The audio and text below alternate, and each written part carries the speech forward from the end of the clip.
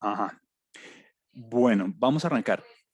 Entonces, la clase pasada arrancamos trabajando métodos tabulares y gráficos para describir, caracterizar conjuntos de datos que eh, um, requieran un resumen.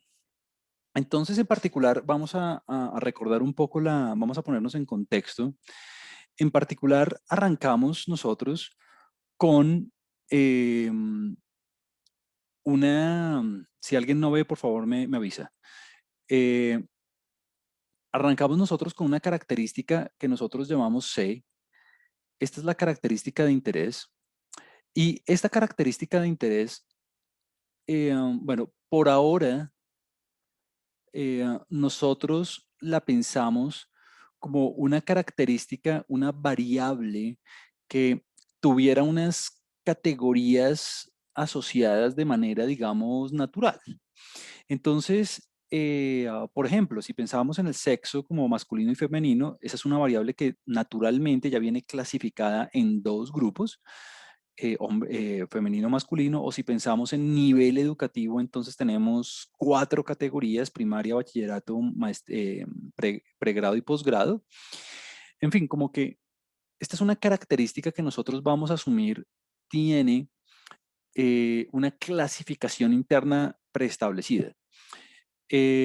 Ahora, la pregunta natural es, bueno, ¿qué pasa si estamos trabajando con una característica que no tenga categorías de una? Pues bueno, ya veremos al final de la clase que nosotros mismos vamos a tener que construir las categorías, pero pues eso lo haremos con el algoritmo que veamos al final de la clase. Esta característica, entonces, la vamos a medir en una muestra de individuos. Vamos a asumir que estamos trabajando con una muestra y no con una población, pues porque lo más típico es trabajar con una muestra. Entonces, nosotros vamos a tener como los datos brutos desde el primer individuo. Entonces, tenemos la característica observada en el primer individuo, la característica observada en el segundo individuo, bueno, etcétera, etcétera, etcétera, hasta la característica observada en el último individuo. Recuerde que la n minúscula es el tamaño de la muestra. Entonces, básicamente voy a tener un conjunto de datos, pueden ser 10, pueden ser 100, pueden ser 1000, puede ser 1.000.000, no importa.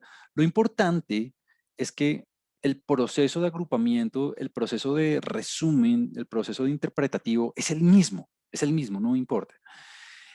Y esos datos, que pueden ser 1000, por ejemplo, los vamos a clasificar, los vamos a resumir en las categorías. Entonces, eh, esta característica, recuerde, está, digamos, asociada con M categorías. M para nosotros va a ser el número de categorías. Número de categorías. Categorías. Eh, Ahora, si es sexo, bueno, son dos. Si es nivel educativo, bueno, son cuatro. Si es el pH medido en escala ordinal, bueno, son tres. En fin, como que las categorías están dadas naturalmente, ¿no? De manera orgánica, de manera directa. Si no, nosotros las vamos a construir.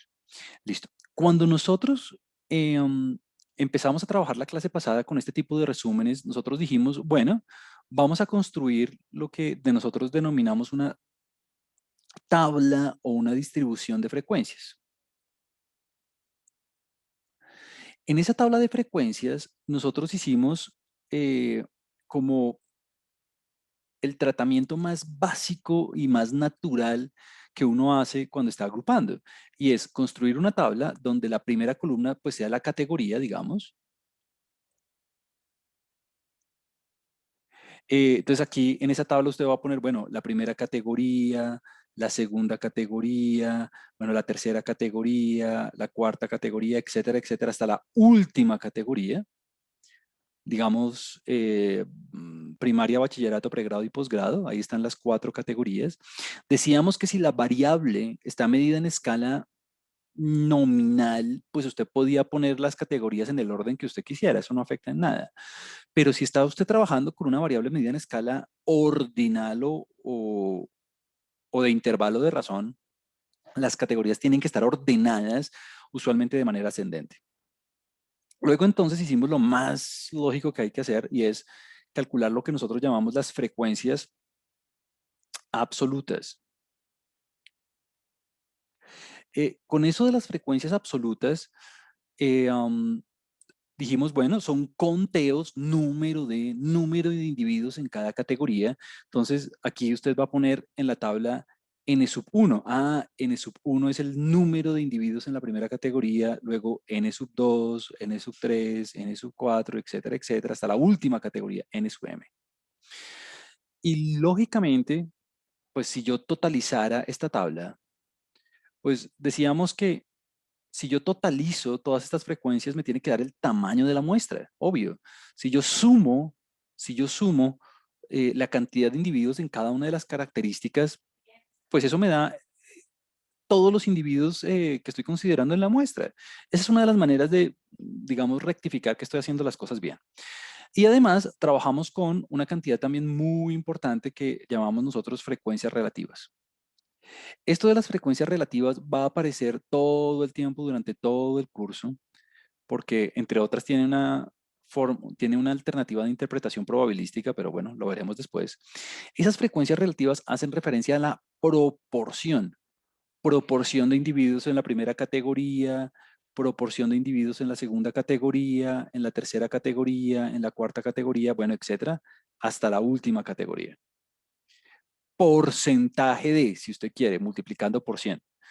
Proporción de individuos. Decíamos que las frecuencias relativas son más informativas en el sentido que dan un aspecto de la información que las frecuencias brutas no dan.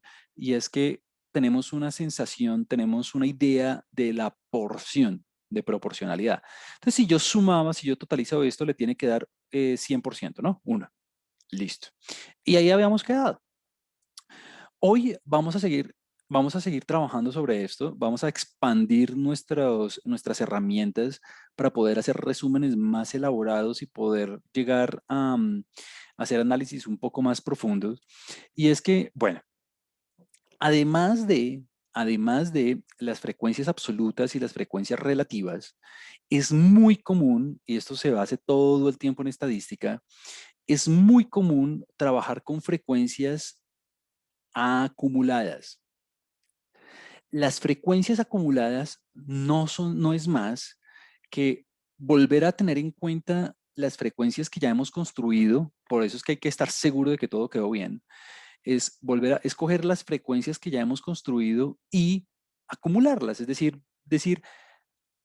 cuántos individuos, cuántos entes tengo hasta inclusive una categoría en particular.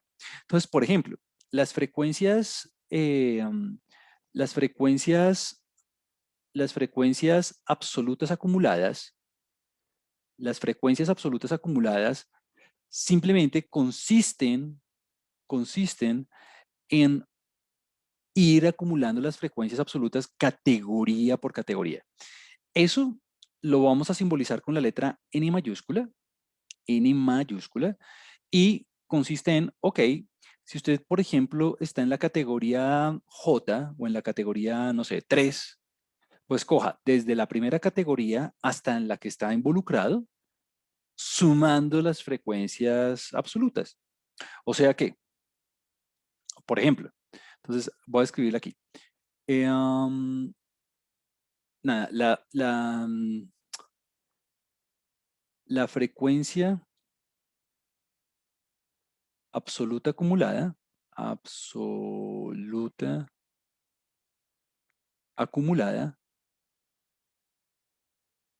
pues como su nombre lo indica, consiste en ir acumulando, ¿no? Entonces, ok, la primera frecuencia absoluta acumulada, ¿qué va a ser?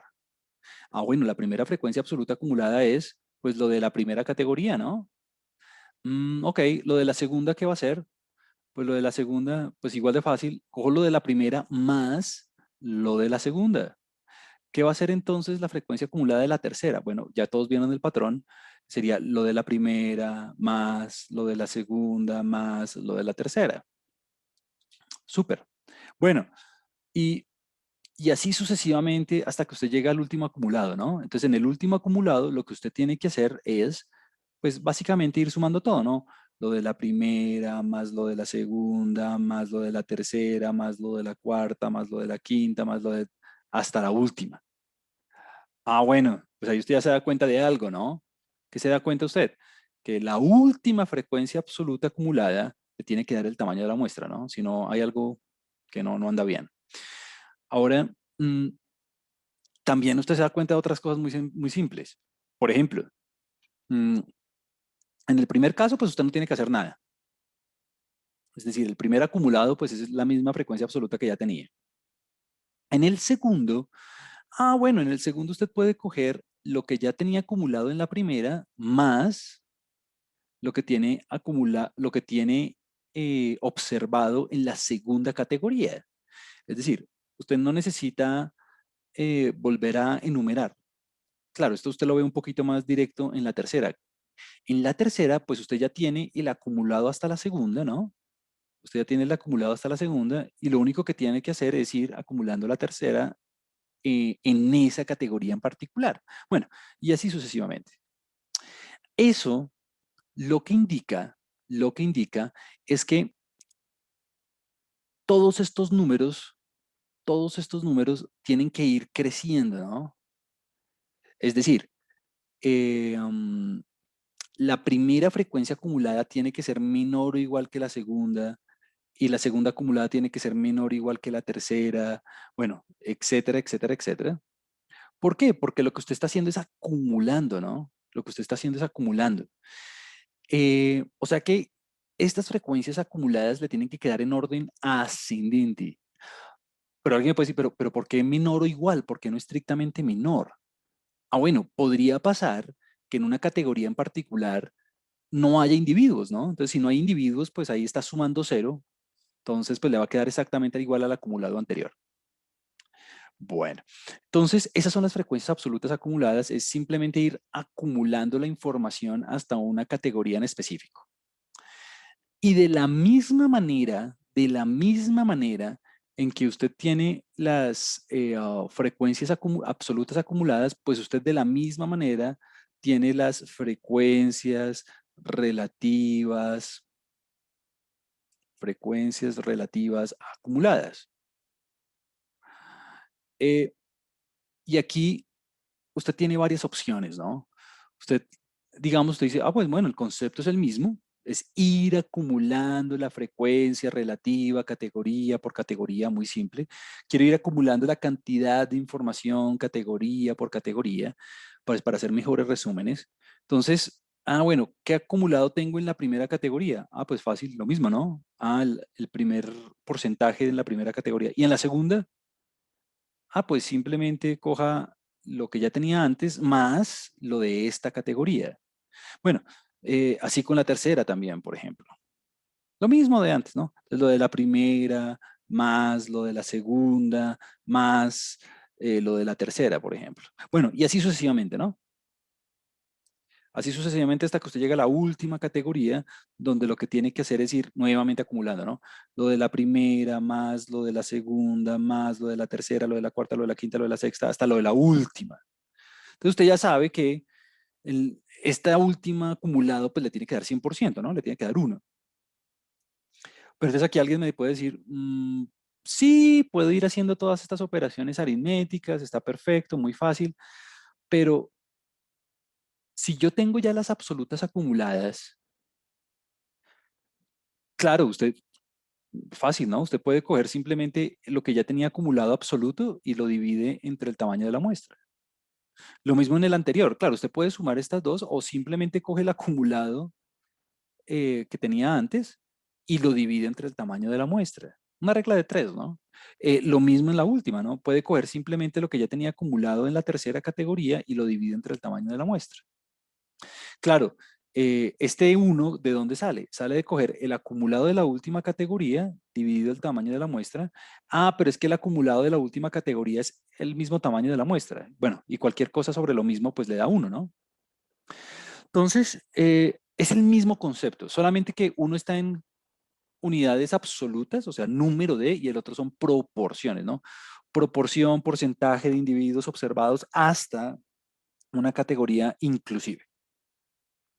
Este tipo de tablas son fundamentales porque le permiten a usted hacer resúmenes mucho más profundos, mucho más, digamos, fáciles de trabajar que simplemente con las frecuencias sin acumular. Lo vamos a ver ahorita en un ejemplo. Eh, y nada, las propiedades se mantienen, ¿no? Las propiedades se mantienen. Aquí están, digamos, consignadas.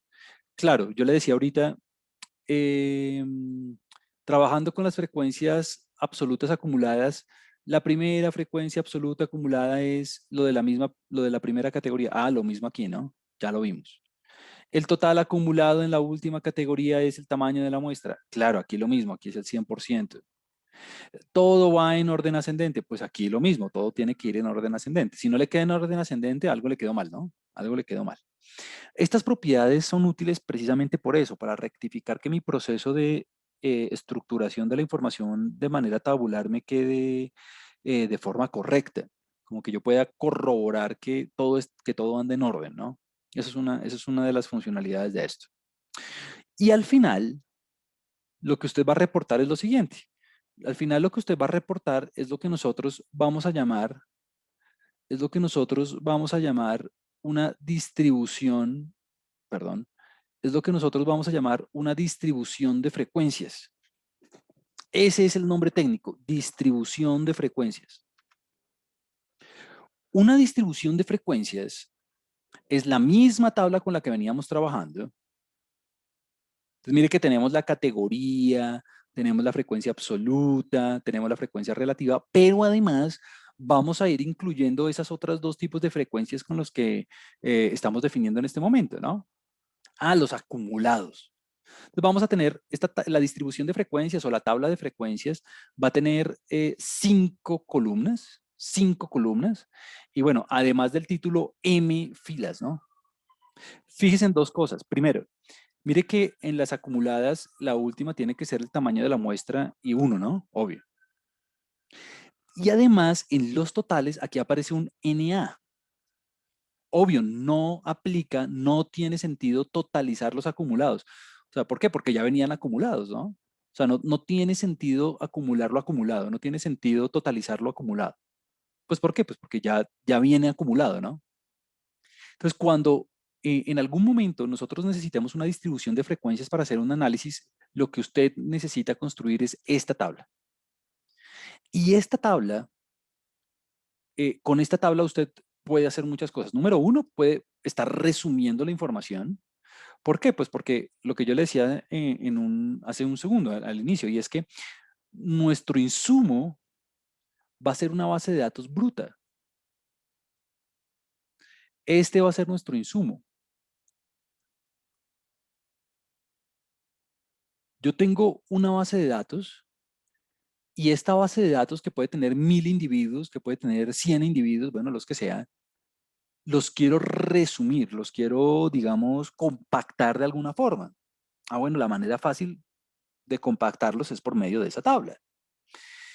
Listo, número uno, lo puedo resumir. Número dos, con esos valores en la tabla yo ya puedo sacar, digamos, conclusiones acerca de los individuos, porque observando las frecuencias yo me voy a dar cuenta de, bueno, dónde hay más individuos, dónde hay menos individuos, si hay algún caso raro, si hay algún caso que valga la pena, digamos, destacar, cuántos individuos o qué porcentaje de individuos están en alguna categoría o hasta una categoría, en fin, como que yo puedo de verdad dar una idea clara, extraer la información de lo que ocurre en esa variable por medio de la tabla. ¿Por qué? Pues porque imagínense que usted tuviera los 1000 datos, tuviera una base de datos de 1000 datos. ¿Usted cómo hace para obtener conclusiones generales simplemente viendo una lista? Pues es muy complicado, ¿no? Es muy difícil. Entonces, la idea de eso es eso, como aprovechar la herramienta computacional para poder construir estas tablas de resumen y visualizaciones, ¿no? Y visualizaciones. Claro, la idea es poder, además de construir la tabla, volverla visual, ¿no? Ya la clase pasada arrancamos con el gráfico de barras, ese ya fue nuestro primer gráfico. Fue un poco, digamos, eh, poco elaborado en varios sentidos porque no le pusimos ni los títulos, ni cambiamos los colores y eso, pero pues bueno, fue un primer paso, fue un primer paso. Listo. Entonces, lo que vamos a hacer es hacer nuestro segundo ejemplo. En este ejemplo, pues vamos a explotar R de una manera mucho más elaborada que en el anterior, pues porque ya tenemos una idea un poquito más de cómo funciona. Y es un caso, es un ejemplo típico donde vamos a considerar una variable que eh, um, es el nivel educativo, ¿no? Entonces vamos a considerar los datos que están aquí registrados asociados con el nivel educativo de una muestra de empleados. Entonces, un par de comentarios aquí. Primero, es muy raro que a uno le den la lista, que a uno le den la base de datos así como dato por dato. Como que, bueno, este primer empleado tenía bachillerato, el siguiente tenía doctorado, el siguiente maestría, el siguiente bachillerato, pregrado, bla, bla, bla. Entonces es muy raro que uno le den una base de datos así como una por una, ¿no? Eh, digamos que este es nuestro segundo ejemplo, entonces decidí hacerlo así por dos motivos. Número uno, porque pues va a ser más fácil de, digamos, importar la base en R. Eh, um, y número dos, pues porque es nuestro segundo ejemplo, entonces no quería trabajar con algo demasiado grande que en últimas lo podría estar confundiendo. Ahora, todo lo que hagamos en este ejemplo es un ejemplo que aplica así usted tenga 1 millón de datos. Es decir, la rutina computacional, el algoritmo para construir la tabla que vamos a hacer ahorita, es decir, para sacar las frecuencias absolutas, relativas, acumuladas, es exactamente el mismo a que si usted tiene 50 datos o si tiene 1000. Y le va a tomar el mismo tiempo. Entonces, ¿a qué va el comentario? A que no piense, porque si estamos en un quiz, por ejemplo, para el que usted tiene 20 minutos, yo le doy una base de datos con 100.000 individuos. Vamos a decir, uy, no, Juan Camilo, pero ¿cómo vamos a manejar 100.000 individuos en 20 minutos? Eso es imposible. Claro, imposible a mano. Pero pues si usted tiene una herramienta computacional, da lo mismo si usted tiene 100.000 o tiene 20, ¿no? Eh, el tiempo de procesamiento va a ser un poquitico mayor, pero para analizar una sola variable casi que es imperceptible. Es decir, la cantidad de tiempo que le toma al procesador hacerlo es casi que la misma que si usted tiene 50 datos, pues. O sea, uno ni lo percibe. Entonces, este tipo de análisis aplica así usted tenga muchos datos. ¿Listo? Entonces, yo no necesito que usted se vuelva un programador. No, lo que yo necesito es que usted diga, bueno, este tipo de análisis ya lo hicimos alguna vez y yo ya tengo el código para hacerlo, pues simplemente copio el código y ya. Y lo adapto a la situación en la que esté trabajando. Entonces, bueno, en futuras oportunidades lo que va a suceder es que esta base de datos se la voy a dar en un archivo de texto o en un archivo de Excel o un archivo CSV, en un archivo aparte, donde usted va a tener los datos uno por uno debajo de otro, uno al lado de otro, no importa, pero en un archivo de texto externo, ¿no? Eso es muy común y así es que se trabaja en la vida real, pues. Bueno, entonces, lo que quiero hacer es extraer toda la información de esos datos. De alguna forma, darme una idea de cómo funciona la muestra, de cuáles son las características de los individuos en la muestra en términos generales, en términos del nivel educativo con esta base de datos brutos. Entonces, para eso vamos a hacer simplemente la distribución de frecuencias, vamos a calcular estos valores y ver qué conclusiones podemos obtener. Bueno, listo. Básicamente, lo que tenemos que hacer es muy fácil, ¿no? ¿Por qué? Porque lo que tenemos que hacer es contar cuántos individuos en cada categoría que ya está, que ya está dada, digamos, de manera orgánica. ¿Por qué? Pues porque tenemos primera categoría, bachillerato, segunda, pregrado, tercera, maestría, cuarta, doctorado. 4 categorías. Mire que la tabla ya están las categorías ordenadas de menor a mayor. Eso es lo que se acostumbra. Entonces, lo que tenemos que hacer es completar la tabla. Es decir, hallar estos números. Entonces, bueno, primero, ¿cuál es el tamaño de la muestra? ¿Cuántos individuos hay aquí? Entonces, claro, alguien puede empezar 1, 2, 3, 4, 5, 6, 7, pues Si tuviera 1000 individuos, pues usted no lo haría así, ¿no? Entonces, lo primero que vamos a hacer es importar los datos en el software y empezar como a manipularlos de a poquitos. Entonces, toda la rutina, todo el algoritmo está aquí. Aquí está todo. Entonces, yo se los voy a ir explicando paso a paso. Entonces, así que si hay alguna pregunta, no duden en hacerla. Y esta es una de las veces en que yo voy a hacerlo así paso a paso, pues porque es nuestro segundo ejemplo, pero ya después, por ejemplo, yo no le voy a ponerme a explicar qué significan las comillas, que porque aquí length, que porque aquí print, que bueno, pues porque ya lo hemos visto antes. Listo, entonces lo primero que voy a hacer es abrir el software nuevamente. Ya lo tengo anclado en mi barra de herramientas, o usted puede ir aquí simplemente a inicio o donde lo tenga configurado. Entonces yo voy a darle clic, pum, ahí está abriendo. Va a tomar un par de segundos mientras carga, porque estoy gastando memoria en la transmisión. Entonces aquí está abriendo, perfecto. Listo. Esto era una clase anterior, entonces voy a borrar voy a cerrar este script. Esto era de una clase anterior, lo voy a quitar. Listo. Entonces, bueno, voy a darle un poquito de zoom. Ok. Entonces, bueno, muy seguramente usted va a ver lo de la vez pasada, ¿no? La consola, el environment, el ambiente global, la ayuda, todo lo demás. Eh, y lo que yo siempre hago al principio es, bueno, borro la consola para que pues esto ya esté limpio y listo para trabajar. A mí no me interesa esta información por ahora. Ahí está. Y lo siguiente que voy a hacer es abrir un script nuevo, ¿no? Entonces aquí recuerde que en la parte superior izquierda, usted tiene aquí el más, que es donde usted abre New Files. Eh, y bueno, usted tiene toda la opción de trabajar en Python, en C, en Shine, en Markdown, en lo que quiera, hacer presentaciones, documentos. Yo voy a abrir un script de R, pues porque voy a procesar los datos en R. ¡Tum! Y bueno, usted tiene aquí un archivo de texto ya listo, un script ya listo para trabajar, limpiecito, para darle. Muy bien. Entonces, la verdad es que la rutina ya está hecha aquí. Lo único que voy a hacer es copiarla totalmente. Voy a copiar aquí todos estos comandos. Simplemente los sombreo. Mire lo fácil que es. Simplemente los sombreo y Control C, Command C o aquí con el mouse usted le da a copiar y los voy a pegar en el script. Ajá. Entonces, varios comentarios. Primero, el hecho de que que estos comandos estén pegados en el script no quiere decir que ya estén ejecutados, ¿no? Es decir, si yo escribo aquí en la consola N y le doy Enter, pues me va a salir un error porque mire que no hay ningún objeto en el ambiente global que se llame N. Entonces, el hecho de que usted tenga un script abierto con unos comandos ahí escritos no quiere decir que ya el computador los haya ejecutado. Número uno, eso. Número dos, mire que tengo aquí estas instrucciones con hashtag, ¿no? Estos son comentarios, decíamos la vez pasada. ¿Qué quiere decir eso? Que usted puede escribir cualquier cosa después del hashtag para acordarse de lo que está haciendo.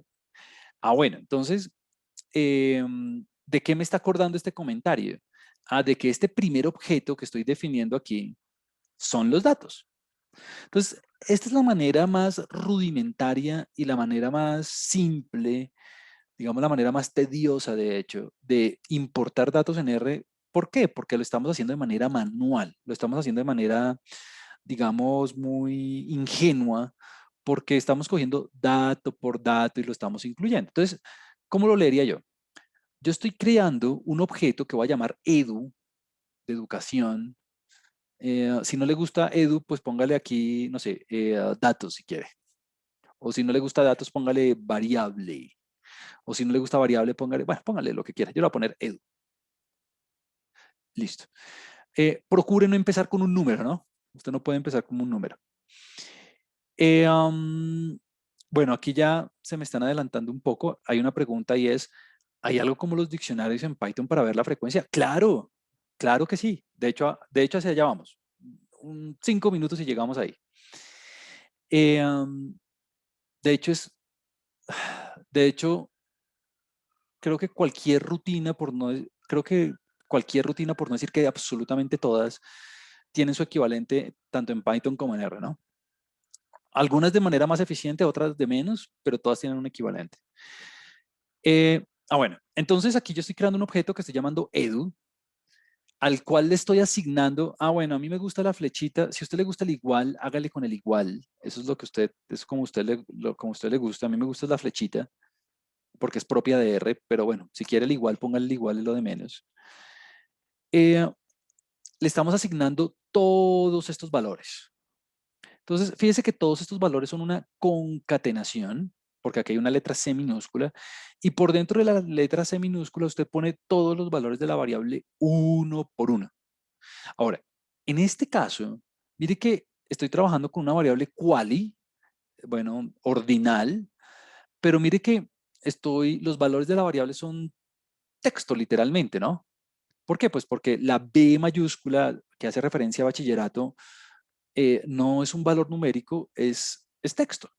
Cuando yo trabajo con texto, me toca ponerle comilla simple o comilla doble, como usted ve ahí. Es lo que usted quiera. Y separa cada uno de los valores por comas.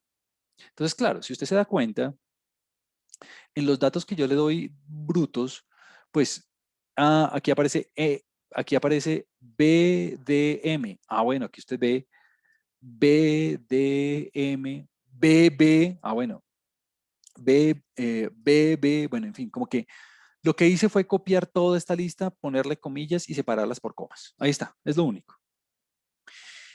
Esa es la manera más ingenua, esa es la manera más dura, la manera más lenta de importar datos en R. Y en cualquier software, de hecho.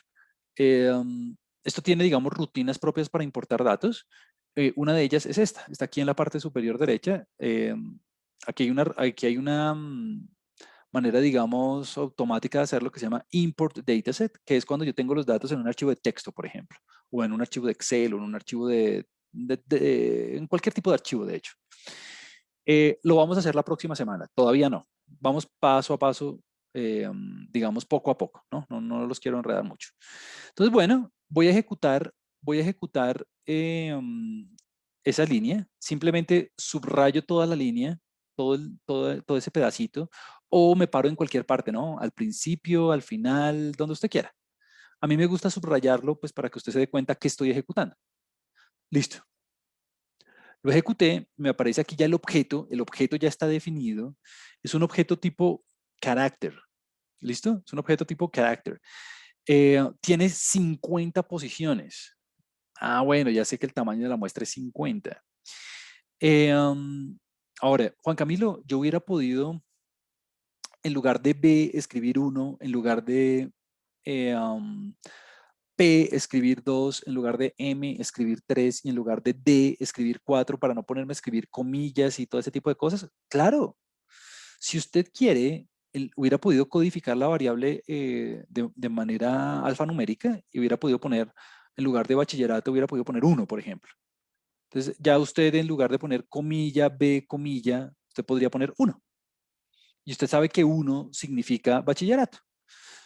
Eso, así es como se hacen las mayorías de bases de datos, la verdad sea dicha, pero a veces no me gusta hacerlo así porque entonces las personas piensan que ese 1 es una variable cuantitativa o alguna cosa de ese estilo. Eh, um, entonces, sí. Aquí Jorge hace una pregunta nuevamente adelantándose un poco, pero me parece fabuloso, está bien. Solamente que como hay personas que no tienen experiencia programando, pues no puedo ir de una. Jorge dice, ¿en R se pueden hacer colecciones de distintos tipos de datos? Sí, sí, sí, sí, sí, sí. De hecho, hay varias alternativas, dos o tres de las más populares incluyen los data frames, que son, igual que en Python, digamos, arreglos o tensores en dos dimensiones en los que usted puede incluir variables de cualquier tipo, mezcladas, cualitativas o cuantitativas, o puede ir un poquito más allá, igual que en Python, poder hacer listas. Y en la lista usted puede meter lo que quiera. Puede meter, digamos, matrices y después meter un gráfico y después meter, sí, funciona igual de hecho. Entonces sí, la respuesta es sí, pero pues nada, eso es demasiado avanzado para lo que quiero en ese momento. Pero siempre que tengan esas cositas, me dicen. Y el comando es list, es el mismo, list. Con data frames vamos a trabajar la próxima semana, espero. Bueno, Eh, bueno, alguien puede decir, bueno, yo quiero extraer el tamaño de la muestra. Entonces, nuestra primera función del día de hoy es esta, length. Length le dice a usted la longitud de un objeto, en este caso la longitud de Edu. Usted ya sabe que es 50, ¿no? Entonces, permítame le muestro lo siguiente. Usted puede subrayar simplemente esto, length, entre paréntesis, Edu, y ejecutarlo. Simplemente voy a ejecutar esa partecita y mire, me da 50. Es decir, length le dice usted, es como un poco el size de Python. Le dice usted la longitud del objeto. Eh, 50, tenemos un tamaño de muestra de 50, pero fíjese que si yo ejecuto únicamente esa partecita, no queda guardada en ninguna parte. No hay nada, en este momento no hay nada que se llame any, a pesar de que usted lo tenga escrito. Entonces, lo que tiene que hacer es, bueno, calcular la longitud tal cual acabo de hacer y además guardarla en un objeto que se llame n. Eh, Juan Camilo, que no quiero n, sino ponerle, no sé, tamaño.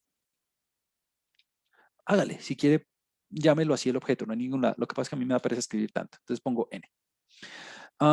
Que no le me gusta la flechita, sino me gusta el igual. Listo, póngale el igual, no hay ningún problema. Entonces, aquí calculamos el tamaño y luego lo guardamos en n. Entonces, lo vamos a ejecutar. ¡Pum! Mire, ya me aparece la n ya me aparece la n en el ambiente global. O sea que si yo escribiera n en la consola y le doy enter, mire que me aparece 50. O sea, ya tengo definido dentro de la memoria el tamaño de la muestra. Y bueno, este print es como uno de los primeros comandos que uno le enseñan cuando está aprendiendo a programar y es el comando que imprime en pantalla, en la consola, el objeto, ¿no? ¿Es necesario, Juan Camilo, como ese print? Y la respuesta es no, ¿no? Pues ¿por qué? Porque usted lo puede escribir simplemente en la consola y ya, ahí estuvo. O simplemente puede escribir print n, esa es la manera como elegante de hacerlo. Y nada, pone run y le vuelve a salir el 50. Entonces, si usted se da cuenta, ese print no es obligatorio, es simplemente una manera elegante de imprimir en pantalla el valor. Samuel me dice, ¿qué quiere decir? Y Raúl lo mismo. Dice, Juan Camilo, ¿qué quiere decir la L que está al lado del 50? Bueno, no quiero irme como en muchos tecnicismos al respecto, pero la idea general es la siguiente. La forma en que se almacenan los valores en la RAM, porque de hecho R trabaja no sobre discos, sino sobre RAM, eh, um, es muy diversa. Entonces, este objeto, esta L, de alguna manera es como el formato mediante el cual se guarda el objeto y es un objeto que de hecho no pesa mucho, ¿no? Es un objeto de tipo entero, mira, ahí dice integer y tiene 56 bytes. Entonces, piensa en la L no como no como una cantidad, sino como el formato en el cual lo guarda.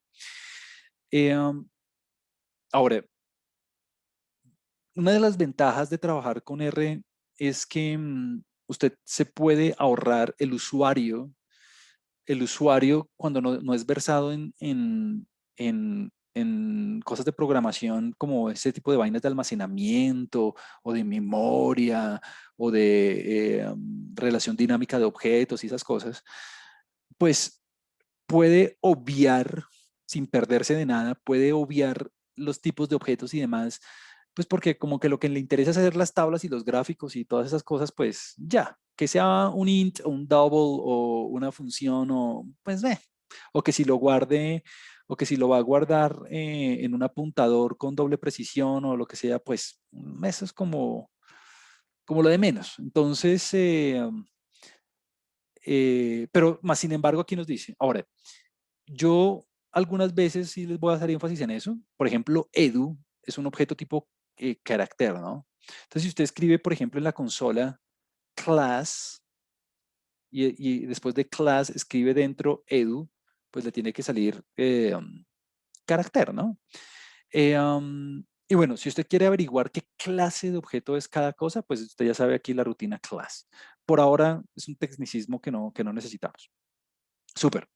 Repito, todas esas preguntas, bienvenidas. Continuemos. Listo, ya tengo el tamaño de la muestra. Ah, ya tengo el total. O sea, tengo un total de 50 empleados, no es una muestra muy grande. Perfecto. La verdad sea dicha, muchachos, es que en los quizzes, en los talleres, en todo eso, ustedes van a trabajar con muestras grandes, o sea, como cosas que a mano jamás van a poder hacer. Entonces, el mensaje es, no importa. ¿Por qué? Porque el length de un objeto de 50 va a ser el mismo length de un objeto de 1000. Lo que quiero decir es que si usted tiene una base de datos, en lugar de 50, tiene 50.000 individuos, la instrucción es la misma. La forma de importar los datos es diferente, ¿no? Jamás quiero ver a nadie a mano escribiendo 50.000 datos, ¿no? Pues sería tonto. Pero la instrucción, eso se hace aquí con el import dataset, pero bueno, esto lo vamos a ver. Pero la instrucción para calcular el tamaño de la muestra es la misma sin importar si usted tiene 1000 o tiene 1.000.000 o tiene 50. Ese es mi punto. Bueno, entonces ya tenemos el tamaño de la muestra, ya tenemos con qué totalizar la tabla. Ahora vamos a, de pronto un poco yendo con la pregunta que me hacían hace un rato, ¿cómo contabilizamos, cómo contabilizamos cada una de las categorías de acuerdo a los valores de la base de datos? Claro, yo necesito las frecuencias absolutas, necesito saber qué va en cada cosa. Entonces, una de las maneras de hacerlo es, ok, no quiero ver a nadie nunca jamás. Uno de bachillerato, dos, tres, cuatro, cinco, seis, siete, ocho, no, jamás va a alcanzar. Entonces,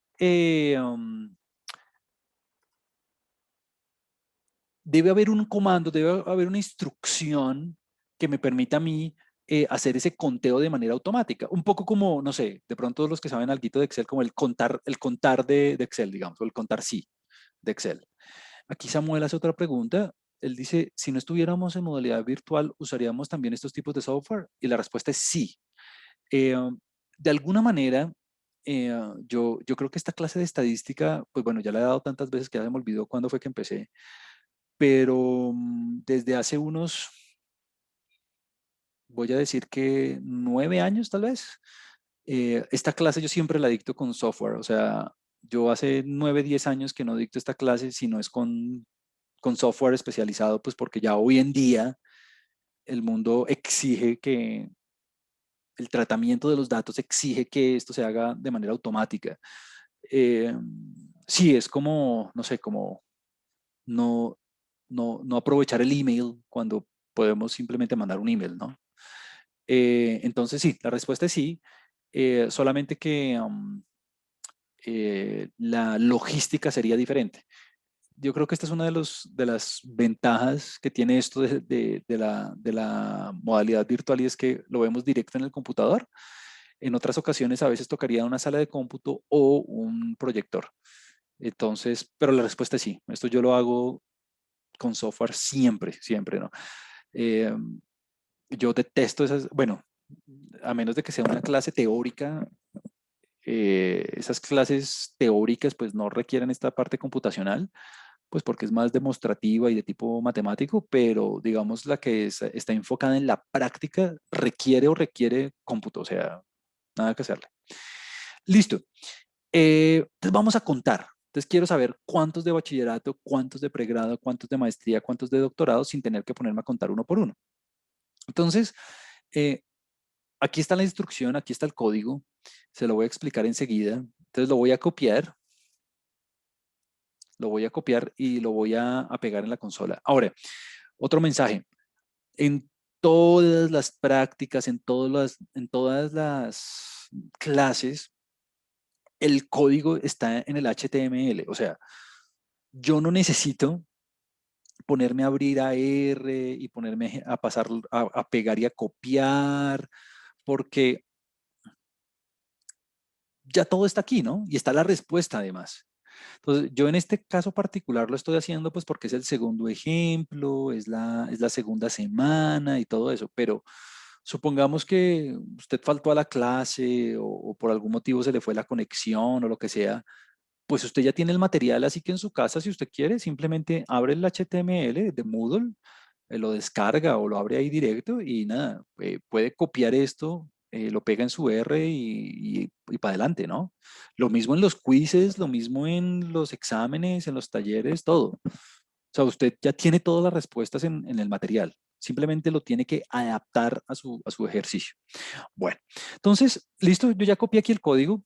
Entonces, esta es vamos a calcular las frecuencias absolutas. Entonces, hay una rutina típica que viene instalada por defecto en el sistema, o sea, usted no necesita ningún paquete adicional para hacerlo. Eh, um, Obviamente, igual que en Python, esto tiene librerías, pero pues las rutinas que trae por defecto ya tiene esta rutina instalada, por si se quiere decirlo así. Es la rutina table. Es más, si usted se ubica con el mouse ahí en el table, le va a aparecer un cuadrito amarillo. Eso es lo bueno de trabajar con un IDE y es que eh, um, le dice como todas las cosas técnicas que hay por dentro de la función. Ahí eso parece un trabalenguas, pero básicamente le dice cuáles son los argumentos de la función. Pero bueno, yo le voy a ir explicando poco a poco. Entonces, mire, este comando table lo que hace es una tabla, precisamente, una tabla de frecuencias.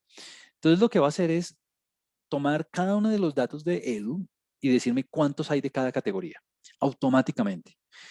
O sea, usted no necesita hacer nada más. Ahora, voy a ejecutar únicamente lo que tengo sombreado. Mire que si ejecuto eso que tengo sombreado, voy a borrar la consola.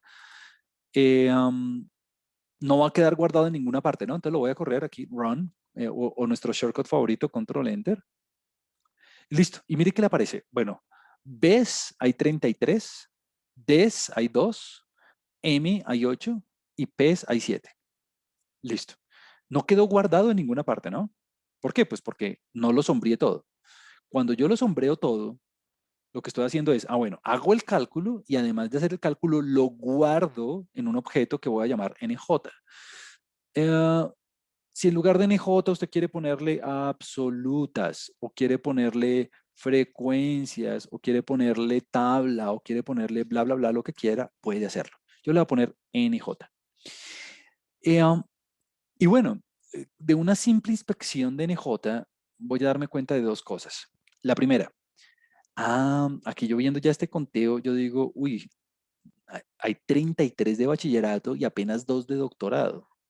O sea que en esta muestra, muy seguramente estamos trabajando con un equipo de trabajadores, con un equipo, con una mano de obra que no tiene una formación especializada, que no tiene una formación de alto nivel, lo que quiere decir que muy seguramente esta muestra corresponde a un conjunto de individuos en una línea, en un proceso de producción, en una línea de ensamble o algo así, que no requiere personas que tengan una formación importante. Y las personas que tienen esa formación importante muy seguramente son las personas que están gerenciando o están liderando, en fin. Esa es la idea de construir las frecuencias, poder como obtener información acerca de lo que me dicen los datos. Listo. Aquí Juan hace una pregunta. Aquí Juan dice que no entiende por qué coloqué los números. Todavía no lo he explicado. Todavía no he llegado allá. Y tiene que ver con el orden, pero ahorita voy allá.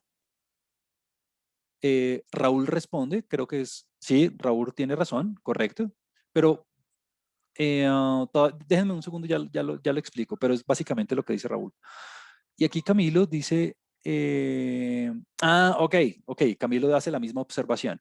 Ok, entonces, claro, ya todos se dieron cuenta y es que, mire que por defecto, el ordenamiento de la tabla lo hace en orden alfabético. Mire, B, D, M y P. Y claro, es más, voy a ejecutar la línea 11 para que me quede guardado el objeto. Entonces voy a borrar la consola, voy a ejecutar la línea 11, aquí está, ¡pum! Mire que ahora sí ya me aparece en el ambiente global, es un objeto tipo table, así se llama en R, compuesto de enteros, 33, 2, 8 y 7, y miremoslo, visualicémoslo en pantalla. Entonces aquí ya muchos se dieron cuenta, pero esto está como desordenado, ¿no? Porque mire que me aparece B, D, M y P, está ordenado en orden alfabético, pero es que claro, el computador, el compilador, no tiene ni idea qué es B, no tiene ni idea qué es D, ni M, ni P. Para él son simplemente letras. Para nosotros, pues son niveles educativos. Entonces lo que hago es lo que hago en la línea 12, que es la siguiente línea, es uno de yo creo que esto es una de las primeras cosas que uno aprende en programación. Yo creo que esto lo aprendí yo como en primer semestre cuando estaba en la universidad hace 20 años. Y es mm, a sobreescribir objetos. Me explico. Mire, este orden así como está, no me interesa porque no está en el orden que yo quiero. Yo quiero bachillerato, luego pregrado, ahí sí maestría y de última doctorado, ¿no? Entonces, mire lo que voy a hacer. Lo que voy a hacer es, bueno, considerar el objeto que ya tengo definido, que usted aquí ya lo puede ver que está desordenado, de acuerdo a nuestros propósitos. Y aquí viene una nueva sintaxis que usted no conocía. Y es, por medio de los corchetes cuadrados, usted puede acceder a las entradas del objeto. Este objeto, ¿cuántas entradas tiene? Tiene 4 entradas. Entonces, yo puedo acceder a las entradas de ese objeto con los paréntesis cuadrados. Entonces, nosotros siempre que vayamos a trabajar con bases de datos, por ejemplo, data frames o, por ejemplo, matrices o vectores, la forma de acceder, manipular por dentro esos objetos es por medio de los paréntesis cuadrados. Los redondos son para funciones, son para rutinas. Entonces, bueno, entonces mire lo que estoy haciendo. Abro los paréntesis cuadrados y ahora voy a por dentro escribir el orden en el que quiero las posiciones. Entonces, bueno, bachillerato quiero que siga de primero. Entonces, por eso aquí me aparece 1. Ah, pero el que estaba de cuarto ahora lo quiero de segundo. Por eso es que este 4 lo pongo de segundo. El tercero, quiero que siga de tercero, por eso aquí el 3 aparece de terceras, o sea, maestría. Y el que estaba de segundo, lo quiero ahora de cuarto, por eso es que pongo el 2 aquí. Entonces, básicamente es una forma de permutar pregrado con doctorado y doctorado con pregrado, porque si usted se da cuenta, bachillerato y maestría quedaron igualitos, ¿no? En la misma posición. Entonces, mire, no vale, no vale simplemente sombrear esto y ejecutarlo. Claro, ahí lo hace, listo, pero no quedó guardado en el sistema, no quedó guardado en la RAM. Entonces, ¿por qué? Pues porque si yo vuelvo a escribir NJ, pues mire que me vuelve a salir desorganizado. Entonces, ¿qué hace uno? Uno reorganiza y al reorganizar lo guarda en el mismo objeto. O sea, estoy sobreescribiendo el objeto. Eso es un concepto que a muchas personas les causa dificultad porque creen que el objeto es inamovible o algo así. No. Entonces, tengo el objeto que ya tenía, que está desorganizado, y lo reemplazo por el mismo objeto, pero organizado. Listo. Entonces lo ejecuto una vez. ¡Pum! Y si escribo print NJ o simplemente escribo NJ aquí en la consola, ahí ya le aparece organizado. ¿Listo? Ahora, aquí viene otro concepto que es lógico, a mí me parece, vamos a ver si a usted le parece igual de lógico, y es, ¿qué pasaría si yo vuelvo a ejecutar ese comando? ¿Qué pasaría si yo vuelvo a ejecutar la línea 12? Ah, pues me los vuelve a desorganizar, ¿no? ¿Por qué? Pues porque en este momento en el sistema ya está organizado el objeto. Pero si yo volviera a ejecutar esa rutina, pues que no lo voy a hacer para no desorganizarlo, ¿qué vuelve a pasar? Pues me los vuelve a colocar como estaban, ¿no? El segundo, el, el que estaba de cuarto me lo va a poner de segundo y el segundo me lo va a poner de cuartas. Entonces, no lo vuelve a ejecutar pues porque los va a volver a desorganizar. Ahora, Juan Camilo, ¿pasa algo si yo vuelvo a ejecutar la línea 7 20 veces? Si yo escribo la línea 7 una y otra y otra y otra y otra. No. ¿Por qué? Pues porque lo que está haciendo es calculando el tamaño de muestra una y otra y otra y otra y otra vez. Entonces, usted puede ejecutar esa línea 1000 veces si quiere y no va a pasar nada. Pero la línea 12 en particular, si usted la ejecuta muchas veces, pues ahí va a perder el año. Pues en el sentido de que lo va a volver a desorganizar lo que ya estaba organizado. Bueno, entonces listo, mire, voy a hacer aquí un mini resumen de lo que tenemos. N, Enter, 50 datos. NJ, Enter. Ahí ya está organizadito, 33, 7, 8 y 2. Y bueno, y las conclusiones que yo le dije hace un segundo, ¿no? Muy seguramente es una compañía en un proceso de producción con una mano de obra poco especializada y con unos cuantos dirigentes. Listo. Eh, um, ya hicimos, ya hicimos lo más complicado. ¿Por qué? Porque lo que acabamos de hacer fue hacer la primera columna. Bueno, de hecho, las primeras dos columnas, las categorías y la frecuencia absoluta. Ya el resto, ya es casi que pan comido porque nos sirven las mismas rutinas que usamos la vez pasada. Ahora, alguien me puede decir, ¿será que esto me quedó bien? ¿Será que este NJ me quedó bien? Pues yo lo que puedo decirle, bueno, verifiquémoslo. Voy a poner aquí de las frecuencias, suma de las frecuencias absolutas. Ahora, ¿es necesario, obligatorio escribir comentarios? No. Solamente que es muy, muy importante hacerlo por varios motivos. Número uno, para que usted se acuerde después qué significa cada cosa, ¿no? Número dos, bueno, esto va a ser más a los que se dediquen a proyectos comunitarios y es cuando uno hace software en equipo, pues porque cuando uno hace, digamos, consultorías o trabajos serios o investigación seria que utilice tratamiento de información, y eso implica manejo de software necesariamente hoy en día, pues porque hoy en día las bases de datos son gigantes. El equipo pues uno tiene un equipo, uno no lo hace solo, ¿no? Entonces hay personas que se encargan de procesamiento, otras de manejar la base, otras de no sé quién. Entonces, usualmente uno pone comentarios para hacerle la vida más fácil al equipo, ¿no? Pues ¿por qué? Porque si uno no pusiera comentarios, entonces el equipo tiene que descifrar qué es lo que está haciendo uno ahí, ponerse a leer el código y toda esa cosa. Entonces, uno pone comentarios como para indicarle a la persona, vea, lo que estoy haciendo aquí es esto. Entonces voy a poner zoom de NJ y, me tiene que dar 50. Perfecto. Entonces todo está en orden, todo está súper. Bueno, muy bien. En este momento son las 3 y 6. Nos vamos a tomar 5 minutos hasta las 3 y 11, 3 y 12 de break para estirar las piernas y para continuar en un segundo. Ya nos vemos, ya nos vemos. Ok, entonces ya estamos en forma para continuar con el análisis. Tenemos ya las frecuencias absolutas, tenemos ya el tamaño de la muestra, ya tenemos las categorías ordenadas, todo está en orden.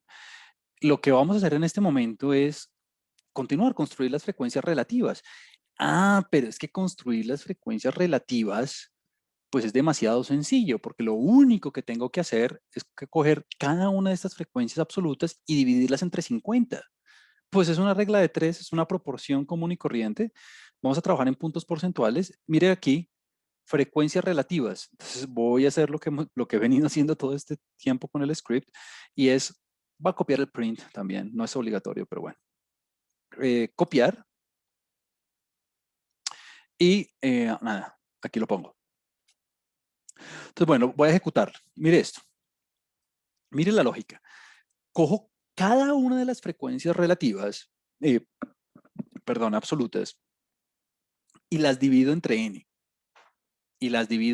Ahora, algo muy bonito de hacerlo así, digamos, con esta estrategia computacional, es que mire que usted está cogiendo todo el objeto, cada una de las casillas que tiene el objeto por dentro, que en este caso son 4, y las está dividiendo entre n, instantáneamente todas al mismo tiempo. Mm, no tiene que arrastrar casillas ni nada de eso, está como aprovechando la funcionalidad del software y, y nada, simplemente lo ejecuta y lo guarda, ¿no? Y lo voy a guardar, repito, si a usted le gusta más el igual, lo puede hacer con el igual, y lo guarda en un objeto que voy a llamar HJ. Como he mencionado antes, si usted quiere ponerle a esto, no sé, relativas. Pues bueno, póngale relativas. Listo. Entonces, bueno, vamos a ejecutarlo. Ya quedó en memoria. Nuevamente es un objeto tipo table, claro, porque lo construí a partir de una tabla, entonces hereda sus propiedades. Y si usted la quiere visualizar, pues simplemente escribe en la consola, entonces, o ejecuta el print, ¿no? Es lo mismo. Entonces, aquí hay una pregunta, ya la voy a leer. Entonces ya tengo el tamaño de la muestra, ya tengo el NJ y ya tengo el HJ, perfecto. Ah, bueno, mire que usted tiene el 66% en bachillerato. Claro, ya habíamos intuido que era un porcentaje grande. Apenas un 4% con doctorado. Esto, de alguna manera, que en términos eh, proporcionales, pues rectificamos lo que ya habíamos encontrado antes respecto a la formación de alto nivel de este grupo de empleados. Si usted quiere, en lugar de escribirlo así en proporción pura, puede escribir 100 por HJ y mire, ¡pum! Le aparece lo mismo, pero en puntos porcentuales, ¿no? 66%, 14%, 16% y 4%. Entonces, con una simple tabla, ya puedo decir, ah, bueno, ¿qué porcentaje de individuos tenía maestría? Ah, 16%. ¿Qué porcentaje de individuos tenía bachillerato? 66%. En fin, recomiendo casi siempre expresar todo en puntos porcentuales. Y antes de leer la pregunta, rectifiquemos que todo ande bien. Entonces voy a ponerle suma de frecuencias relativas. Y voy a poner aquí sum de HJ. Entonces, ¿cuánto me tiene que dar? Me tiene que dar 1, ¿no? Ahí está, 1. O si usted quiere puede poner suma de 100 por las frecuencias relativas, o sea que ahí le queda 100%. Cualquiera de las dos cosas está bien. Vamos a leer la pregunta. Aquí Luis hace una pregunta, voy a leerla. En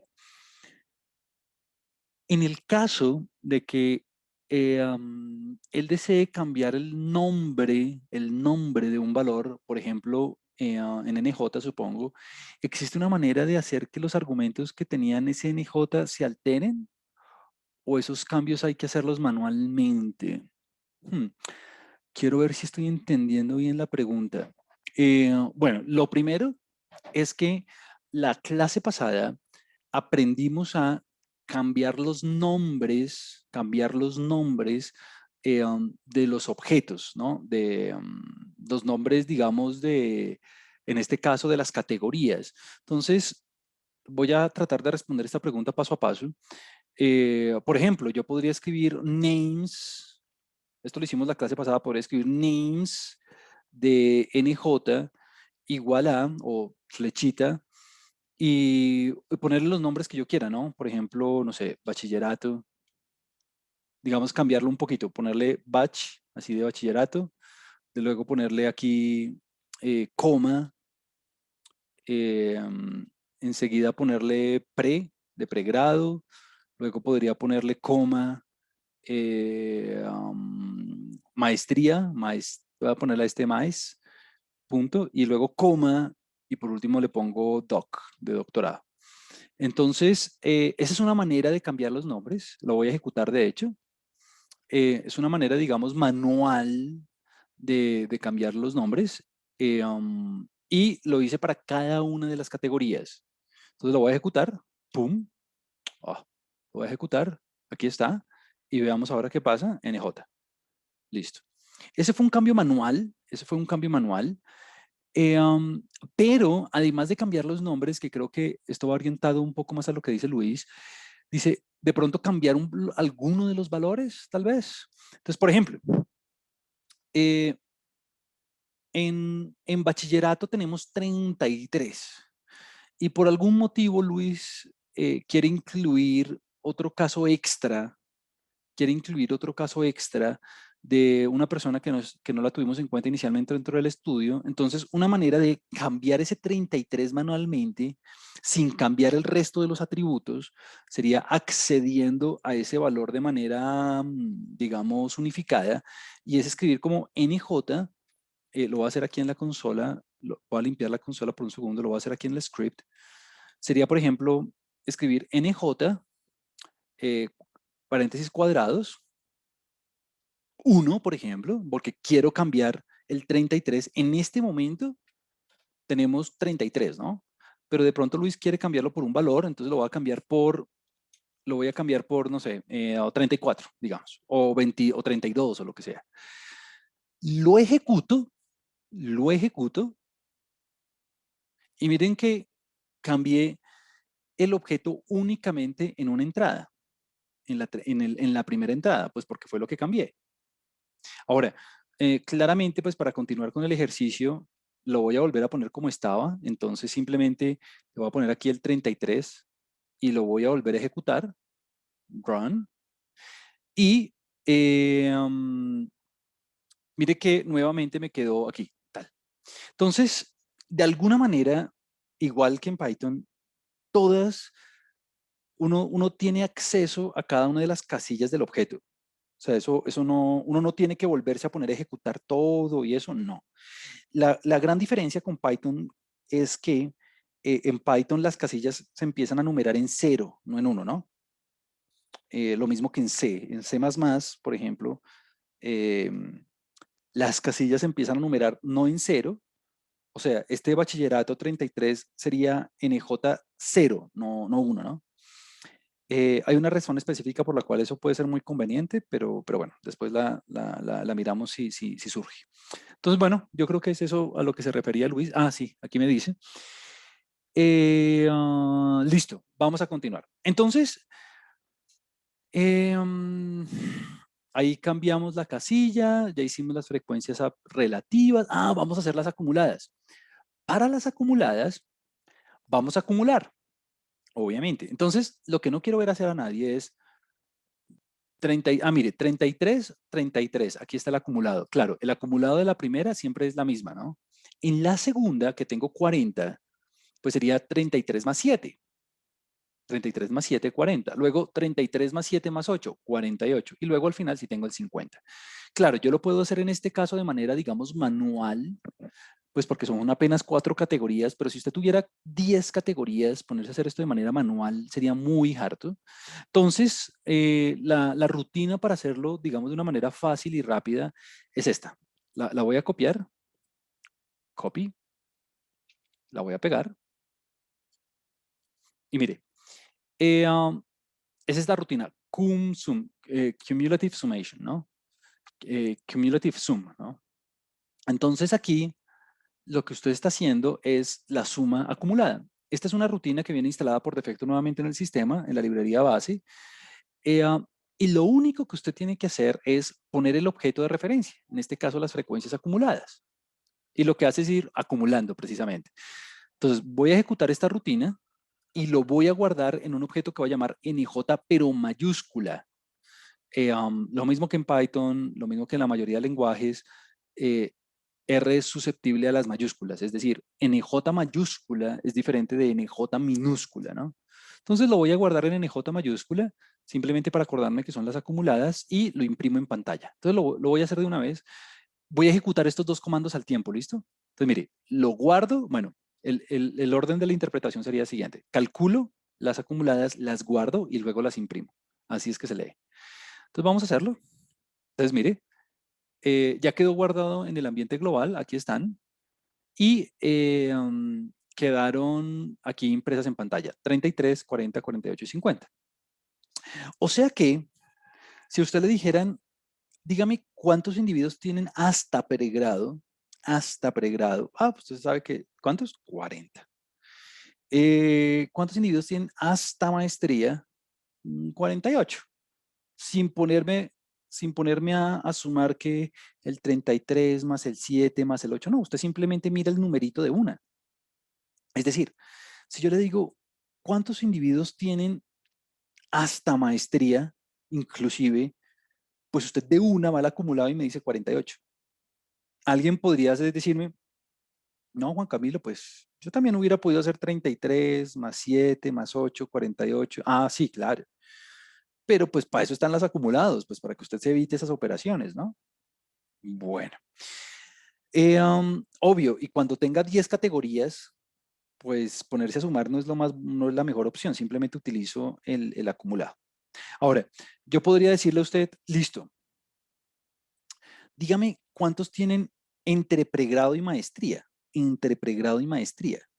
Entonces, alguien dice, fácil, entre pregrado y maestría, pues 7 y 8, ¿no? 7 y 8, 15.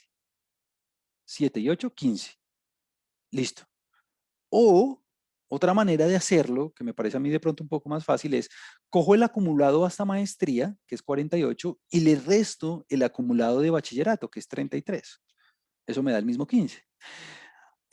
Son dos maneras de hacerlo de la misma manera, solamente que una emplea los acumulados y la otra las frecuencias directas. Hágalo como mejor le parezca, hágalo como más le guste, pero tenga en cuenta que siempre hay una manera, digamos, sencilla de hacerlo. En fin, como que hay maneras simplemente fáciles de hacerlo sin necesidad de ponerse a sumar uno por uno las cosas. Bueno, por último, quiero calcular las frecuencias, y ya con esto termino este ejercicio para ir a nuestro siguiente algoritmo. Quiero calcular las frecuencias relativas acumuladas, pero las relativas. Entonces, mire que la función es exactamente la misma. Es exactamente lo mismo. Y es cum sum. Entonces, la copio, copiar, lo voy a pegar en el script. Repito, esto no es obligatorio hacerlo, pues porque pues ya lo tengo en el HTML, es simplemente para que usted vea cómo lo ejecuto. Entonces, bueno, voy a limpiar la consola y mire, cum sum. O sea que, ¿qué voy a hacer? Calcular las acumuladas de las relativas, guardarlo en un objeto HJ mayúscula e imprimir en pantalla. Perfecto. Y mire, 66%, 80, 96 y 100%. Ah, sé que me quedó bien porque me quedó el 100% aquí. ¿Hubiera podido imprimir los porcentajes? Claro, simplemente escriba 100 por HJ. Súper. Juan Camilo hubiera podido hacer, no sé, por ejemplo, coger las frecuencias absolutas acumuladas y dividirlas entre n. También, es exactamente lo mismo. Usted puede usar el cum sum o simplemente puede dividir por n lo que ya tenía acumulado y calculado con el cum sum. O sea, varias formas de hacer exactamente lo mismo. Mm, Aquí Juan hace otra pregunta y dice, eh, sí, Juan aquí dice, Juan José dice, ¿así se dice mostrar en la consola, imprimir? Sí, esto es como una jerga técnica muy regular. Cuando yo digo print, es mostrar en consola el resultado, correcto, Juan. Eh, um, de pronto debería haber un otro verbo, pero este print hace referencia a eso, a que uno muestra en consola. Entonces voy a limpiar la consola aquí con la escobita o con el shortcut control L. Entonces cuando le doy print, me muestra en la consola el objeto, o Juan simplemente puede escribir HJ y enter y me vuelve a mostrar el objeto. Es lo mismo. Eh, um, es como una manera elegante, fancy de escribir lo mismo. Sí, correcto, Juan. Sí, el print uno por naturaleza, sí, por costumbre uno lo asocia más con, con lo de imprimir en papel, estoy de acuerdo. Pero en el lenguaje de programación, el print se utiliza es para imprimir en pantalla, para imprimir en consola. Eh, y yo creo que se utiliza desde hace mucho rato, ¿no? Yo creo que, sí, sí, sí, sí, acordándome de mis primeros semestres en la universidad, cuando yo estaba en primer semestre, eh, existía esa misma rutina print o algo similar, printf de hecho, en C. em, y era imprimir en consola, imprimir en pantalla. Eh, um, entonces, bueno, eh, um, aquí hay otro comentario, dice, después de programar mucho eso cambia. Sí, sí, uno se acostumbra mucho a la jerga, estoy de acuerdo, y es un poco como, no sé, como cuando uno aprende un idioma, no sé, en inglés o lo que sea, al principio como que hay algunas expresiones que a uno le suenan raro y como que uno dice, pero ¿por qué es que lo dicen así? Pero ya después de un año ya uno, o es más, de un mes ya uno ya ni se da cuenta. Entonces estoy de acuerdo con este último comentario, que después de un tiempo eso cambia, correcto. Súper, listo, estuvo toda la distribución de frecuencias. Entonces el mensaje es el siguiente, antes de terminar con la clase, y es, mire, esta tabla que está constituida por 5 columnas y 6, bueno, incluyendo los títulos, 6 filas. es una tabla que nosotros hicimos aquí con el código paso a paso. Yo me puse a explicarle como cada comando, que el igual, que la flechita, que el print, que bueno. Ya esto es algo que usted puede utilizar inadvertidamente en los talleres, en los quizzes, en los parciales, sin necesidad de, digamos, romperse la cabeza en el sentido que usted no tiene que programarlo porque ya está programado. Entonces, por ejemplo, si yo en el taller 2 le digo, haga esta tabla de frecuencias, pues usted dice, ah, bueno, yo en clase vi un algoritmo, hicimos el código para hacer la tabla de frecuencias con educación. Pues nada, pues ya tengo el código, ¿no? Entonces simplemente lo copio y lo adapto a lo que a mí me están preguntando en un problema particular. Es decir, usted no tiene que empezar a programar de cero, pues porque ya tiene el código ahí listico, ¿no? Yo este script, obviamente ahorita lo guardo y lo subo en, lo subo, ¿qué? En Moodle, pues para que usted lo tenga, pero pues ya lo tienen al HTML. A propósito de guardar scripts, yo no sé si toqué este tema la vez pasada, pero mire que aquí dice untitled, ¿no? O sea, que no está guardado ni nada. Entonces aquí yo le doy en el disquito, o aquí en File, usted le puede dar Save o Save As, como usted quiera. Entonces lo voy a dar aquí en el disquito, pum, y le aparecen varios encodings para poder guardar el archivo. Este es un archivo de texto plano, la verdad sea dicha. Entonces, la verdad es que como hemos utilizado algunos caracteres especiales, en particular utilizamos la ñ, por ejemplo. Si hubiéramos utilizado tildes hubiera pasado lo mismo. Eh, yo utilizo, por algún motivo ahora no me sale, un segundo. Listo.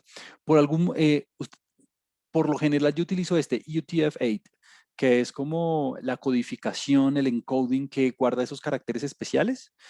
Es como uno de los más populares para nosotros en español, que tenemos las tildes y las ñes, ¿no? Entonces voy a utilizar esa codificación. Si usted guarda la otra, no importa. Simplemente va a perder los caracteres especiales y ya.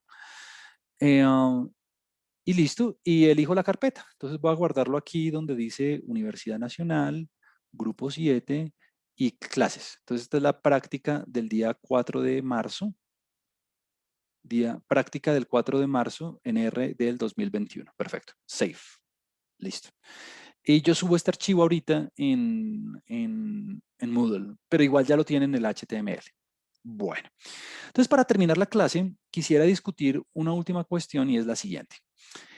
Hasta ahora, pues ya aprendimos a hacer tablas de frecuencias utilizando, e inclusive gráficos, diagramas de barras para frecuencias absolutas o relativas con la instrucción bar plot. Eh, ya aprendimos a hacer una distribución de frecuencias, a resumir, a caracterizar, a condensar la información de una variable bruta, es decir, con datos brutos, en tablas. Ahora, ¿qué pasaría si yo tuviera en lugar de variables quali, una variable quanti? Eh, por ejemplo, no sé, unos ingresos, ¿no? O un peso, o una temperatura, o una resistencia, o bueno, cualquier variable que usted quiera cuantitativa. Ahora, alguien me puede decir, bueno, número de hijos. Bueno, número de hijos no es un buen ejemplo porque esa ya viene casi que por categorías, ¿no? Porque el 0 es una categoría, el 1 es una categoría, el 2 es otra categoría, en fin. Yo digo variables continuas, variables cuantitativas continuas. Y hago referencia a lo siguiente. Mire esto. En nuestro ejemplo número 3, voy a considerar un caso ya no de control de calidad, voy a considerar un caso ya no de nivel educativo, ya voy a considerar un caso como en una, de pronto, línea de construcción, en una planta de testeo de resistencia de materiales, bueno, en el que vamos a registrar los pesos en kilogramos. Bueno, tenemos las unidades de medición, y las unidades de medición es diferente de la escala de medición, ¿no? Las unidades de medición son kilogramos, la, la, um, la escala de medición es de razón. ¿Por qué? Pues porque tenemos un cero absoluto, el cero implica ausencia del atributo, de una muestra de materiales, ¿no? Entonces, tenemos un caso donde quiero resumir toda la información de estos pesos en una tabla, pero espero que usted se esté dando cuenta de la dificultad. Y la dificultad es que, pero ¿cómo hago? Pues porque tengo unos valores ahí en una escala continua. ¿Por qué? Pues porque teóricamente el peso puede tomar infinitos valores en un rango dado, ¿no? Por ejemplo, ¿cuántos valores del peso podría haber entre 100 y 101 kilogramos? Pues infinitos, ¿no? Pues ¿por qué? Porque tenemos una escala, tenemos una variable cuantitativa continua que puede asumir cualquier valor entre dos valores de la variable. No es como número de hijos, por ejemplo, ¿no? Yo no puedo tener 0.7 hijos, eso no se puede. Entonces, la pregunta es, bueno, ¿cómo hago para clasificar esta cosa? Pues porque aquí no tengo categorías. Aquí no tengo como unas categorías hechas de manera natural como las tenía antes, ¿no? Entonces la respuesta es, pues lo que creo que todo el mundo debe estar intuyendo en este momento, y es, pues, fácil. Pues hago intervalos, ¿no? Entonces, aquí cuando yo trabaje, cuando yo tenga variables, cuando yo tenga características, cuando yo tenga variables cuantitativas, cuantitativas continuas,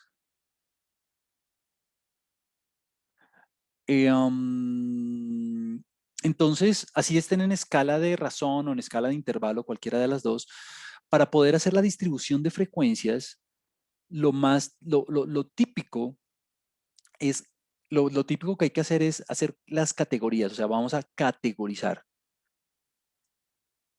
Y cuando yo digo hacer las categorías, básicamente quiero decir hacer intervalos, ¿no? Eso es como lo más lógico, hacer los intervalos. Ah, claro, pues, pues voy a insistir en esto, y es que, Juan Camilo, ¿y por qué no puedo hacer una categoría que sea 103.1, digamos? Y otra categoría que sea 82.1 y así. Pues porque no va a haber repeticiones. A ver, ¿qué otro dato en la base de datos tiene 103.1? Pues ninguno, ¿no? Imagínese si en lugar de, no sé cuántos datos tengo aquí, 35 datos creo, tuviera 1000. Pues no tiene sentido. Terminaría como con una tabla de 1000 filas, una para cada valor de la variable. Entonces, no sería un resumen.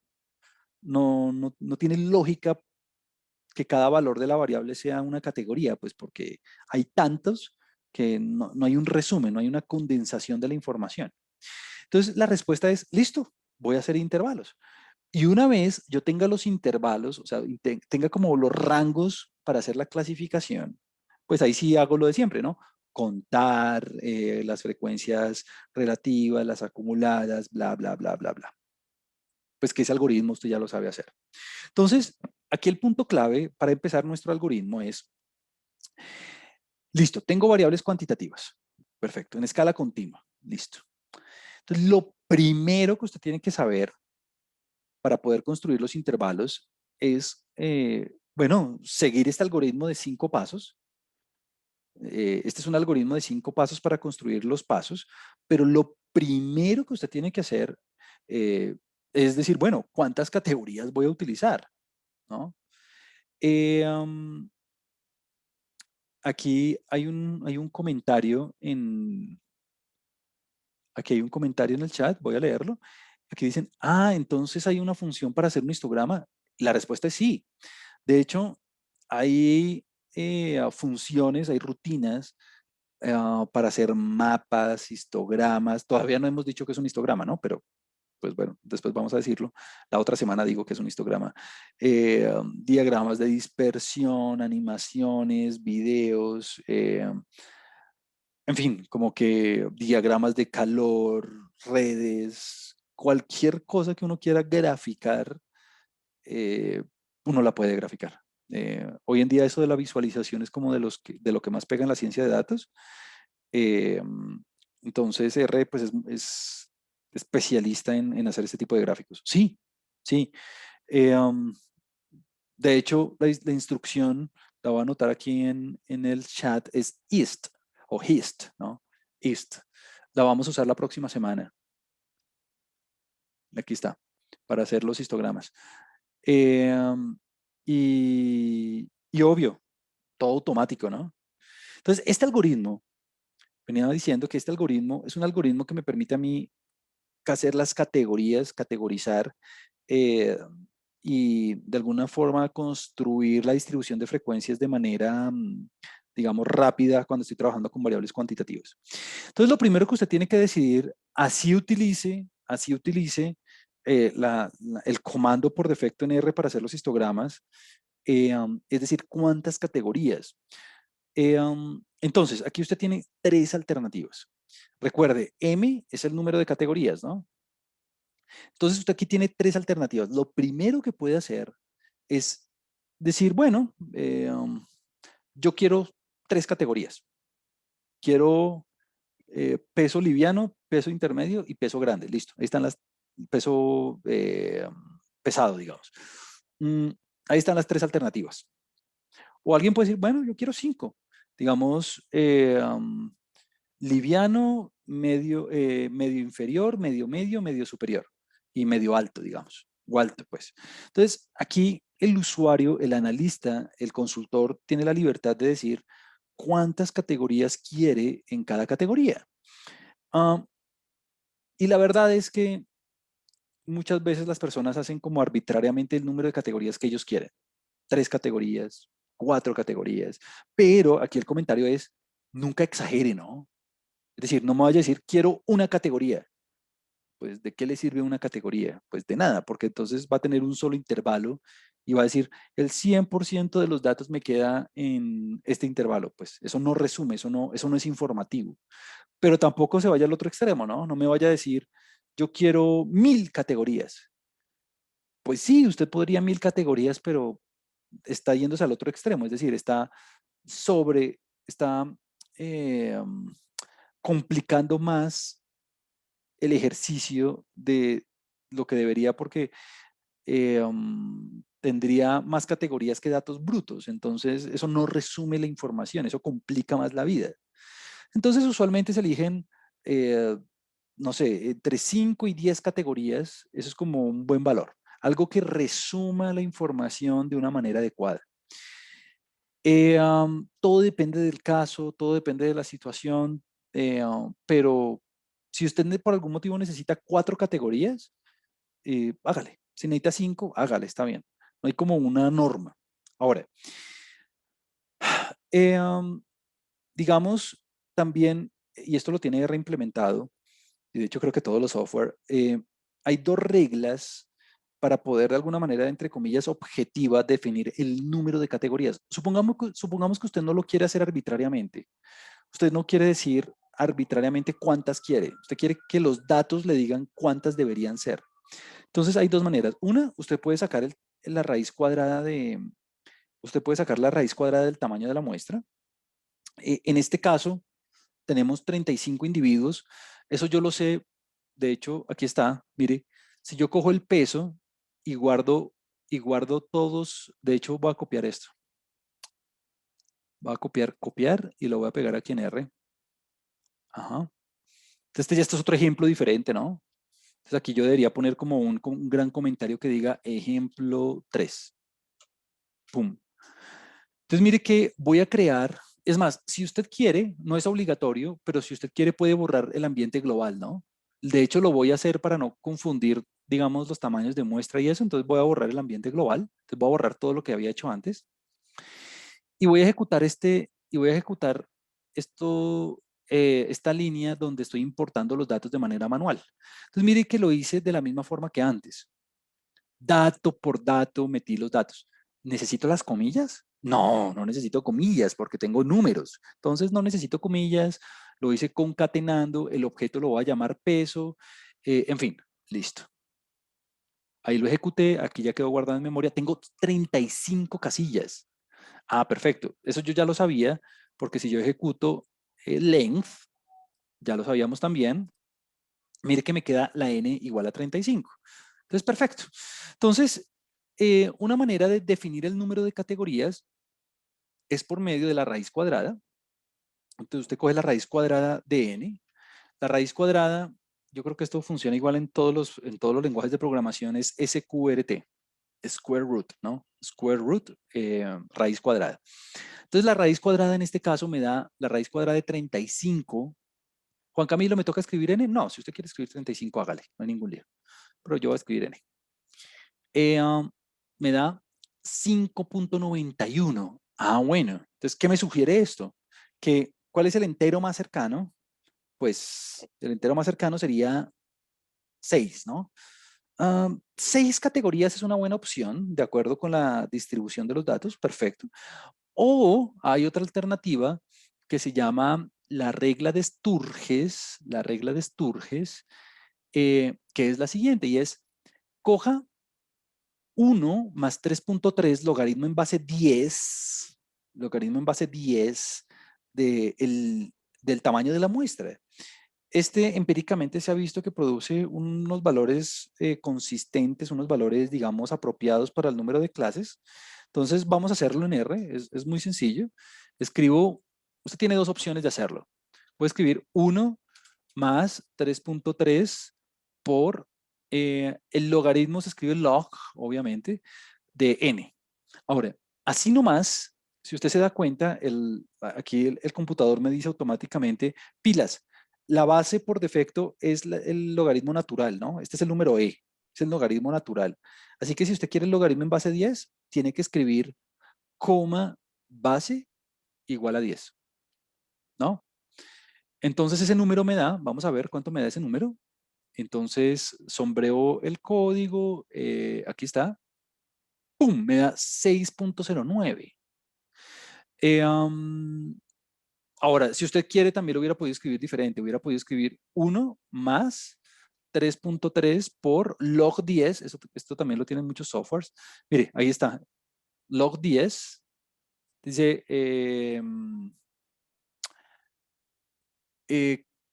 cálculo computes common logarithms, ¿no? Entonces, en base 10. Listo. Entonces, estoy leyendo la ayuda, ¿no? Entonces, log 10 de n.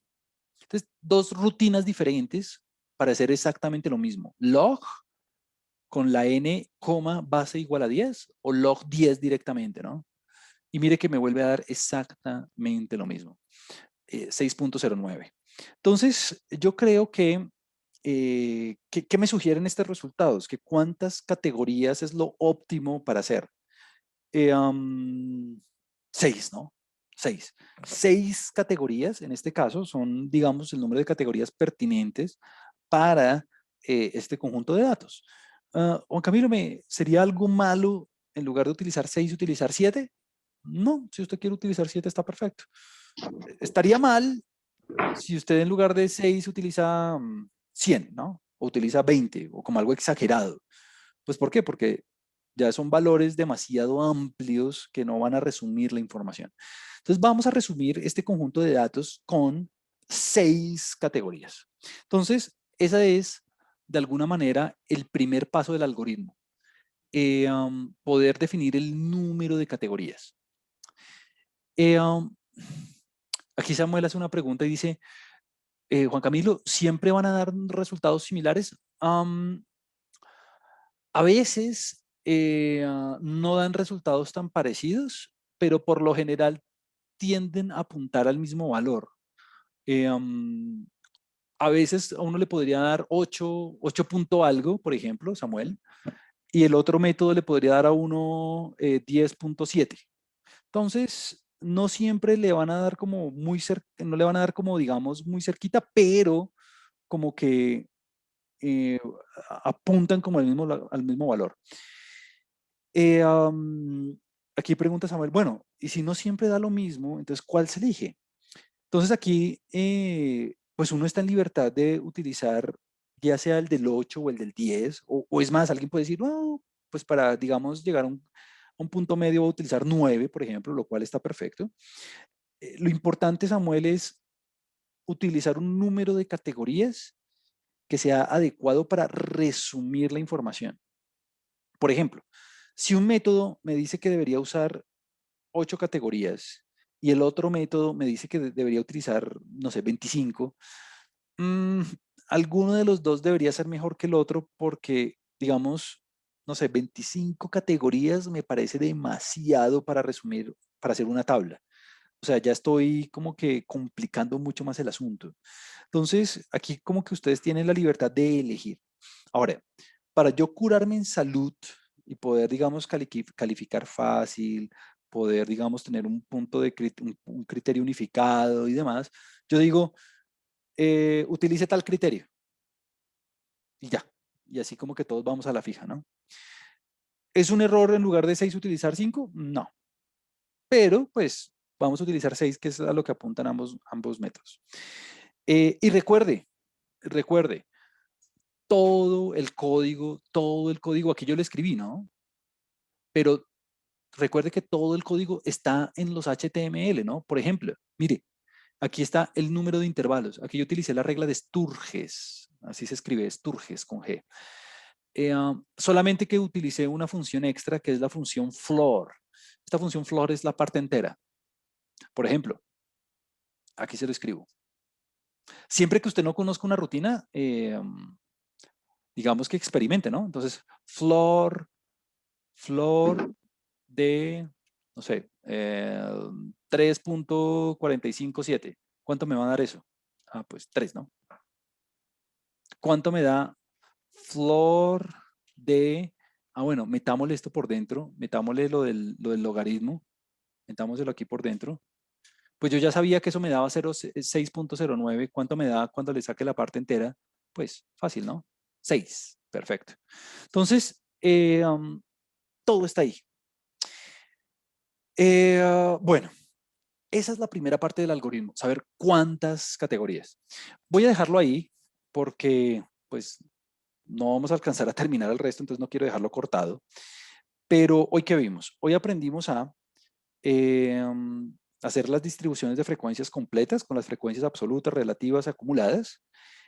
Aprendimos varias rutinas en R para procesar los datos. Entre ellas aprendimos el table, el length, el cum sum. Ahora aprendimos el log, el square root. Y estamos empezando a ver un algoritmo para hacer una clasificación de variables cuantitativas continuas y poderlo hacer de manera automatizada en R. La próxima clase arranco con esto. Recuerden que ya tienen el taller número 2 y que ya pueden empezar a practicar todo esto que vimos esta semana con los datos que allí les proporciona. Bueno, nada, muchas gracias y eso es todo por hoy.